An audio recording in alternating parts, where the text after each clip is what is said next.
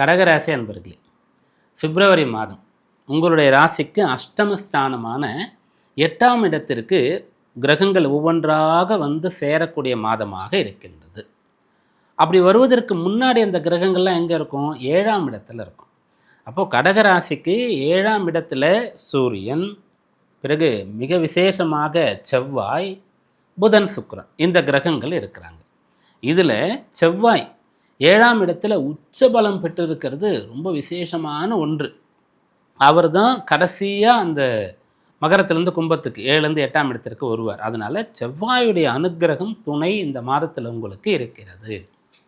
செவ்வாயில் இருந்தால் தோஷம்னு தானே சொல்லுவாங்க.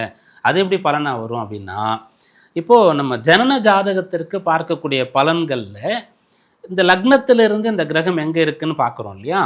அது ஒரு விதமாக எடுத்துக்கணும். அதற்கு கணிப்பு, அதற்கு ப்ரடிக்ஷன் அப்படின்றதெல்லாம் வந்து ஒரு விதமாக இருக்கும். கோச்சார பலன்கள்லாம் வந்து ராசிக்கு சொல்கிறதா இருக்கும்.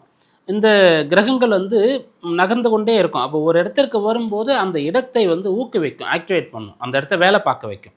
அப்போ பார்க்கக்கூடிய இடத்துக்கு வந்து பலனை கொடுத்துட்டு போவோம். அப்படி பார்க்கும்போது கடகராசியில் இருக்கக்கூடியவர்களுக்கு செவ்வாய் 7ஆம் இடத்திற்கு வரும்போது திருமண யோகங்கள் கைகூடும்.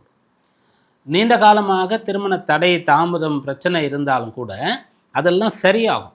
அவ்வளோ காலமாக இருந்த ஒரு பிரச்சனை திடீர்னு ஒன்றும் இல்லாமல் போயிடும். இதுக்கா இத்தனை நாள் ஆகாமல் இருந்தது, இதெல்லாம் ஒரு விஷயமா அப்படின்ற மாதிரி யாராவது சொல்லி தாராளமாக கல்யாணம் பண்ணிக்கலாம்னு சொல்லி அந்த குடும்பமே வந்து திருமணம் செய்து கொள்வதற்கு, பொண்ணை கொடுக்கறதுக்கு, பொண்ணை எடுக்கிறதுக்கு முன் வருவாங்க. அந்த விஷயம் இந்த செவ்வாயினால் நடக்கும்.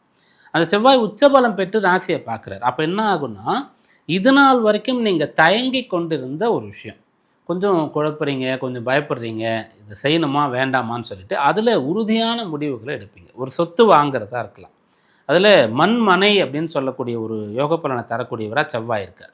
அப்போ மனை வாங்கிறதா இருக்கலாம், அதில் வீடு கட்டுறதா இருக்கலாம், ஒரு பிஸ்னஸ் பண்ணுறதா இருக்கலாம். அதுக்கெல்லாம் நீங்கள் ரொம்ப யோசிச்சுட்டு இருக்கீங்கன்னா இப்போ உறுதியான முடிவை எடுத்து தைரியமாக செஞ்சு பார்க்கலாம், கடவுள் துணை இருப்பார் அப்படின்னு சொல்லி நீங்கள் ஆரம்பிப்பீங்க. இதெல்லாம் செவ்வாய் தரக்கூடிய பலன். நம்ம பொதுவாக நல்ல பலன்களை முதல்ல சொல்லுவோம். அதனால் செவ்வாய் தரக்கூடிய பலன்களை சொல்லிட்டோம்.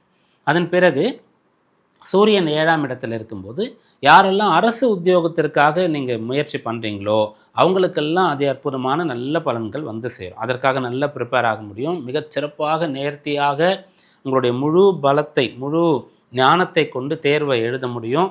அதிலிருந்து நீங்கள் செலக்ட் ஆக முடியும். அரசு உத்தியோகத்தில் இருக்கக்கூடியவர்களுக்கு உயர் பதவிகளுக்கான தேர்வு எழுதுறது, டிரான்ஸ்ஃபருக்கான முயற்சி செய்கிறது, இதெல்லாம் ரொம்ப சிறந்த பலனை கொடுக்கும்.